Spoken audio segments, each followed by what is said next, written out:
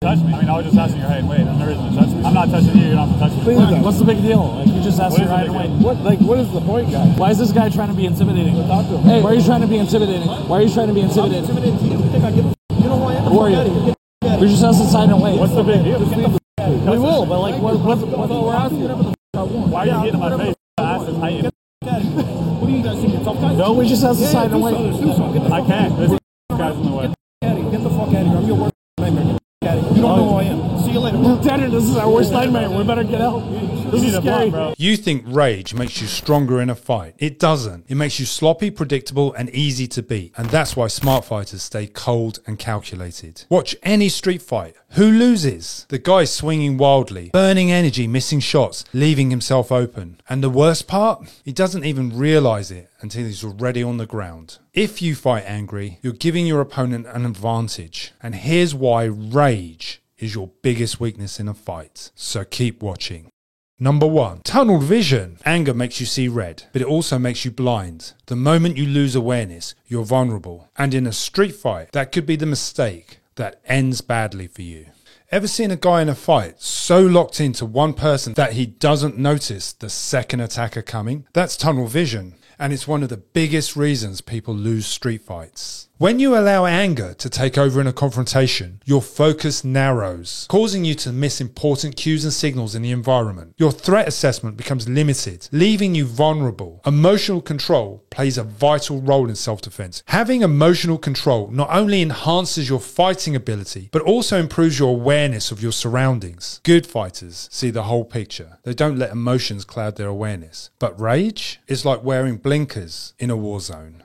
Number 2, lack of control. When people get angry, they throw technique out the window. They swing wildly, overcommit, and leave themselves wide open. That's why street fights often end with one guy on the ground. He wasn't outclassed. He just made himself an easy target. Anger can make it difficult to control your actions and movements effectively. It may lead to excessive aggression, resulting in wild and uncoordinated attacks that can be easily countered by a skilled opponent. Think of that guy that's swinging for the hills. You pull back and you counterpunch him. Rather than focusing solely on physical techniques, the key element of self-defense is maintaining emotional control. If you can't control your emotions, you won't be able to control your actions, making it difficult to defend yourself effectively.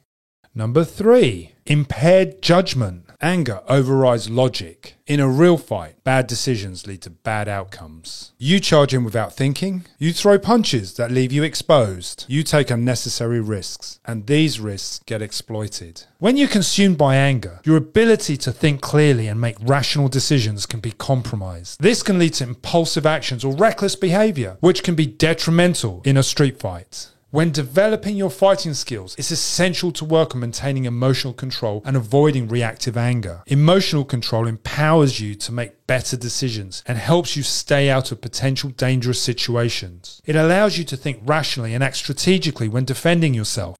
Number 4, fatigue and loss of technique. Rage feels powerful until it burns you out. Adrenaline makes you feel invincible for about 30 seconds. Then reality kicks in. Your arms feel like lead. Your breathing gets heavy. Suddenly every movement is slower, sloppier, weaker. While anger can provide a short burst of energy, it can also lead to physical and mental exhaustion more quickly. Overall, this can diminish your fighting capabilities and make you susceptible to mistakes. It also leads to an increased level of aggression, overly reckless, disregarding defensive techniques, or leaving themselves vulnerable to counterattacks. And the guy who stayed calm, well, he's still fresh and ready to pick you apart. While anger can provide a short burst of energy, it can also lead to physical and mental exhaustion more quickly. This will diminish your fighting capabilities and make you susceptible to mistakes. Number 5, emotional vulnerability. If your only weapon is anger, what happens when your opponent doesn't react the way you expect? The moment your emotions break, so does your will to fight. Angry fighters crumble the second things don't go their way. Relying on anger as a primary motivator can make you emotionally vulnerable. If your anger fades or your bad guy manages to control their emotions better, you are likely to become demoralized and even lose your fighting spirit. While anger might provide a temporary boost of energy, it can also lead to faster exhaustion of mental and physical resources. This can result in a diminished ability to sustain a prolonged fight or maintain focus and composure over an extended period. Relying on anger as a primary motivator can make you emotionally vulnerable.